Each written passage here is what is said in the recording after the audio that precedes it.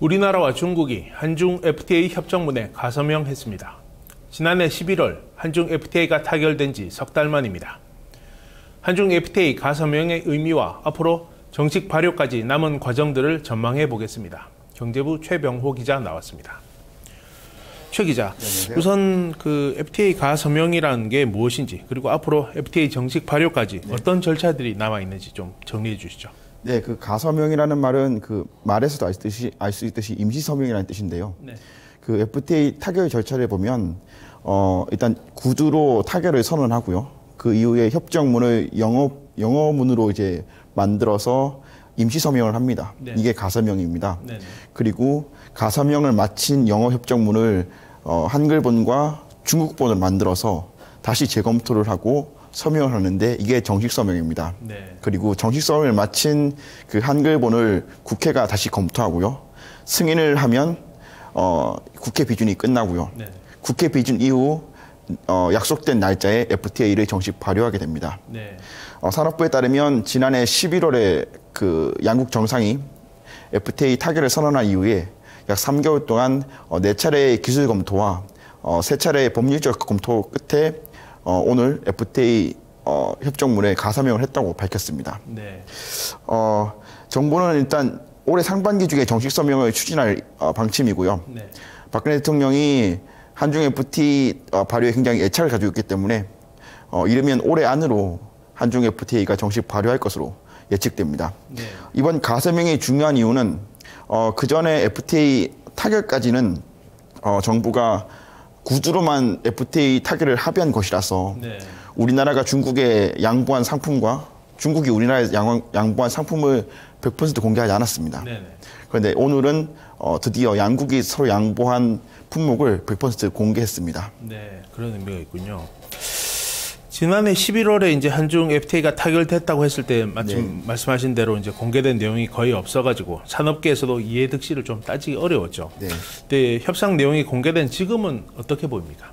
네, 일단 지난해 11월에 정부의 발표를 보면요. 연간 87억 달러의 상품 관세가 FTA 발효 즉시 철폐되고 약 460억 달러의 수출 물품이 10년 후 관세가 없어진다고 이제 약간 두루뭉실하게 발표를 했었습니다. 그리고 우리나라의 경제 용토는 지금 61%에서 73%로 확대된다고 말을 했는데요. 네. 일단 오늘 공개된 내용을 보면 우리나라는 수출 품목수의 79%인 9,690개, 그리고 수입액의 77%인 623억 불에 대해서 10년 내에 관세를 철폐합니다. 네. 그리고 11,272개 품목에 대해서는 20년 안에 관세를 없애기로 했습니다. 네. 중국은 수출품의 71%인 5,846개, 수입액의 66%인 1,150억 달러에 대해서 10년 이내에 관세를 없애기로 하는 등 보다 구체적으로 이제 서로 양보한 품목을 밝혔습니다. 네.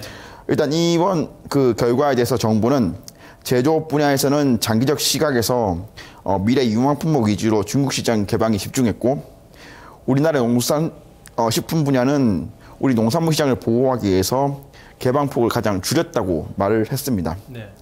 일단 아까 제가 말씀드렸던 그 수출품 내에서 관세를 철폐하는 그 품목들을 말씀드렸는데요. 그 수치만을 봤을 때는 일단 정부의 말처럼 우리가 나름 선방한 것으로 평가가 되는데, 네. 일단 산업별 이해득실이라는 것이 조금 시간을 가지고 봐야 되는 것이기 때문에 그렇죠. 조금 더 검토를 할 필요가 있는 것 같고요. 이번에 가서명을 하면서 하나 공개된 것이 뭐냐면 북한에 있는 개성공단 같은 경우에 이 개성공단에서 생산된 물품을 우리 한국산으로 인정할 것이냐 아니냐가 굉장히 논란거리였는데, 네. 이번 한중 FTA 가서명 결과 개성공단의 상품을 한국산으로 인정하게 됐습니다. 네. 약 310개 품목에 대해서 그 한국산으로 인정을 하게 됐는데, 이것은 우리나라가 지금까지 맺은 FTA 가운데서 가장 큰 폭으로 개성공단 물품을 우리나라산으로 인정해 준 것입니다. 아, 그렇군요. 아무래도 이제 앞으로 관건은 대중무역을 어떻게 증가시키고 또 중국 시장에서 경쟁력을 확보할 것인가, 뭐 이런 게 될 것 같은데요. 정부의 대책은 있습니까? 예, 안 그래도 오늘 산업통상자원부와 기획재정부, 그리고 농林축산식품부, 해양수산부 등 정부 13개 부처가 합동으로 한중 FTA 활용 및 경쟁력 강화 방향이라는 그 산업 경쟁력 강화 방안을 발표했습니다. 네. 이에 따르면 정부는 한중 FTA를 통해 경제적 효과를 가시화하고 특정 산업 경쟁력을 강화하는 것을 중점적으로 추진하겠다고 밝혔는데요. 네. 이에 따르면 눈에 띄는 것은 우선 대중국 수출을 활성화하기 위해서 중국 수출을 토탈로 지원하는 차이나 데스크를 3월까지 한국무역협회에 설치하기로 했습니다. 네. 차이나 데스크는 중국 시장 정보 제공과 FTA 원산지 증명 관리, 해외 판로 개척, 비관세 장벽 해소 등을 종합적으로 지원하는 기구입니다. 또 한중 FTA 유망 품목을 발굴 선정해 원산지 관리와 시장 개척 등을 적극 지원하고 산업 지역별 맞춤 비즈니스 모델도 개발하고 보급하기로 했습니다. 네. 또 이제 그 무역에서 가장 민감하고 또 시간이 가장 오래 걸리는 문제가 아무래도 통관 문제인데요. 네. 통관을 좀 빨리 하기 위해서 국내 30개 주요 세관에 예스 FTA 차이나 센터라는 중국 전문 세관 기구를 설치했고요. 네. 비관세 장벽을 없애기 위해서는 세관 협력 회의를 정례화하고 시험 성적서 상호 인정, 그리고 중국 그 정부에다가 우리 기업의 애로를 해소해 줄 수 있는 담당 기관을 지정하기로 했습니다. 네. 또 한중 FTA를 통해서 외국 자본을 유치하기 위해서 FTA 플랫폼을 활용한 투자 유치를 확대하기로 했는데요. 이 말은 이제 우리나라가 세계 시장에서 1, 2위를 차지하는 미국과 중국 둘 다 이제 FTA를 맺었지 않습니까? 네네. 그래서 이 두 가지 국가와 FTA를 맺었다는 것을 활용해서 다른 나라로부터 이제 투자를 유치하는 것입니다. 네.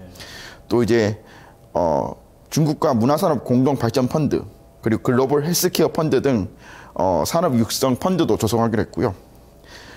농수산업과 중소기업 등 약간 취약 분야로 여겨졌던 산업에 대해서는 한중 FTA를 기회로 삼을 수 있는 그 농수산업 미래 산업화와 제조업 혁신 3.0 등도 같이 추진하기로 했습니다. 네, 그렇군요. 그러면 이제 그 발효까지 남은 과제도 좀 살펴봤으면 좋겠는데요. 네. FTA 경제 영향 분석과 또 취약 산업 보호 대책 마련 뭐 이런 것들이 좀 요구가 되고 있죠. 네네.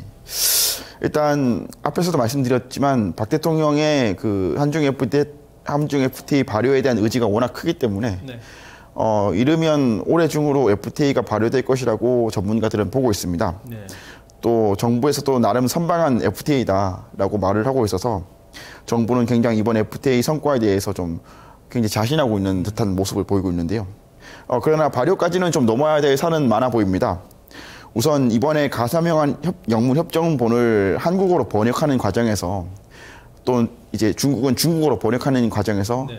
자국의 이제 이해관계를 조금 더 반영할 수가 있지 않겠습니까? 그렇죠. 그래서 그런 것들을 조금 더 면밀하게 검토할 필요가 있을 것 같고 또 그런 국회에서 이 협정문을 검토할 때 아무래도 이제 농촌과 어촌의 지역구로 둔 국회의원들 또 FTA 반대하는 그런 정치인들이 한중 FTA 비준을 원천적으로 반대할 수 있기 때문에 네. 여기서도 시간이 좀 걸릴 것 같습니다. 네. 일단 또 경제계와 농업계에서도 의견이 엇갈리고 있기 때문에 요 경제계와 농업계를 함께 설득하는 것도 좀 필요할 것 같은데요. 네. 일단 오늘 한중 FTA 가서명 소식이 알려지자 한국무역협회와 전경련, 대한상의, 또 은행연합회 등 업종별 단체 42개 기관으로 모인 FTA 민간대책위원회라는 곳에서 성명을 내고 한중 FTA는 경쟁국에 앞서 세계 최대 시장으로 부상한 중국 시장의 수출과 투자 환경을 획기적으로 개선시킬 수 있는 기회다. 네. 그래서 미래 성장 동력을 확보한 것이다. 라고 굉장히 긍정적으로 평가를 했습니다. 그렇군요. 그러나 이제 농업경영인 중앙연합회라든지 이런 농업단체들은 마늘과 김치, 다대기, 수수, 사료, 인삼 가공식품 등 저가 중국산 농산물의 수입을 막지 못했기 때문에 네. 결국에 값싼 중국산 농산물이 대량으로 우리나라에 들어오면 국내 농업계 피해가 이제 농업계가 피해를 받을 게 불보듯 뻔하고 네. 또 이제 올해 1월 1일부터 쌀 관세가 시작돼서 쌀이 이제 무제한으로 수입하게 됐지 않습니까? 네. 여기에서도 타격을 좀 받을 것이다라고 지금 얘기를 하고 있습니다. 네. 근데 정부에서도 좀 약간 문제가 있는 게 아까 앞에서 말씀드렸지만 FTA를 타결하고 또 발효하게 되면 산업별 경제 영향 분석을 해서 보호 대책을 세워야 됩니다. 네. 근데 정부는 지금 한중 FTA를 준비한 지난 1, 2년 동안 또 그리고 지난해 11월에 구두로 타결선언을 한 이후에도 지금까지 이제 경제 영향 분석을 하지 않고 있고요. 농업 분야에 대한 농업 보호 대책도 지금은 마련하지 않고 있어서 정부가 이제 발효를 지금 눈앞에 두고 있다면 조금 더 치밀하게 준비를 해야 할 것으로 지금 보입니다. 아, 그렇군요. 알겠습니다. 최병우 기자 수고했습니다. 감사합니다. 한중 FTA가 가서명되면서 양국 간 협상 결과에 윤곽도 드러났습니다. 양국의 무역 장벽이 대폭 낮아진 만큼 이에 따른 피해를 최소화하고 이익을 극대화할 현명한 대책이 요구됩니다. 뉴스통을 마칩니다. 고맙습니다.